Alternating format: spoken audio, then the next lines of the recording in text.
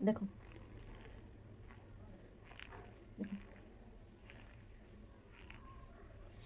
কতটা সুন্দর হয়েছে, দেখো কেউ বুঝতেই পারবে না যেগুলো বাড়িতে বানানো হয়েছে। দেখো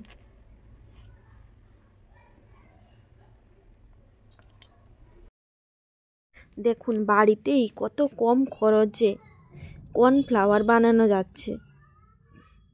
এমনি মার্কেটে কিনতে গেলে অনেকটাই দাম বেশি নেয়।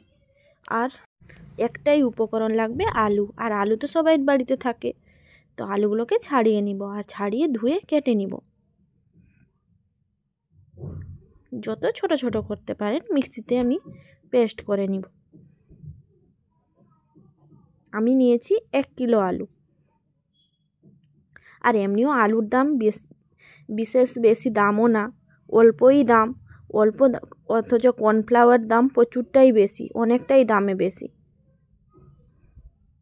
যদি বাড়িতে আলু দিয়েই বানানো যায় তাহলে কতটাই ভালো। দেখুন এবার মিক্সিতে আমি জল দিয়ে পেস্ট বানিয়ে নিব। আর এবার এই ছাঁকনিটা নিয়েছি, চাল ছাড়ানো ছাঁকনি এটা। আর এইটাই ভালো করে আমি ছেঁকে নিব আর অল্প জল দিয়ে ভালো করে। দেখুন এবার 10 মিনিট জলটাকে রেখে দিয়েছিলাম, এই লাল জলটাকে আমি ফেলে দিব। আর 2-3 বার আমি এমনিভাবে 10 মিনিট অন্তরে জলটাকে ফেলতে থাকবো।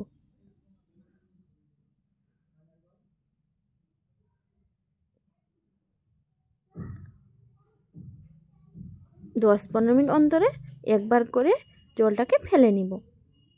অনেকটাই লাল জলটা চলে গেছে দেখুন।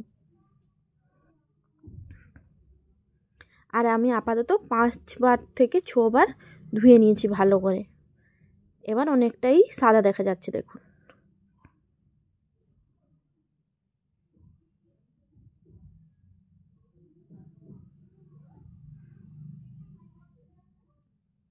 এবার দেখুন সাদা সাদা যেটা দেখা যাচ্ছে সেইটাই কর্নফ্লাওয়ার হবে। আপনাদেরকে দেখুন চামচে দেখিয়ে দিচ্ছি।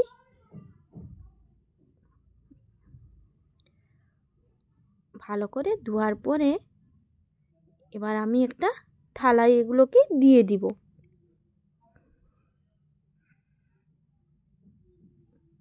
রোদে শুকোনোর জন্য একদিন শুকিয়ে নিব রোদে। দেখুন রোদে শুকে গেছে। এবার মিক্সিতে আমি পিষে নিব। এখনও আমার হাতে কীরকম জ্বরে যাচ্ছে দেখুন। এবার মিক্সি করে নিব আমি, রেডি হয়ে যাবে আমার কর্নফ্লাওয়ার। দেখুন কতটা সুন্দর হয়েছে, কেউ বুঝতেই পারবে না যে এটা বাড়িতে বানানো কর্নফ্লাওয়ার। ভালো লাগলে লাইক শেয়ার কমেন্ট করবেন।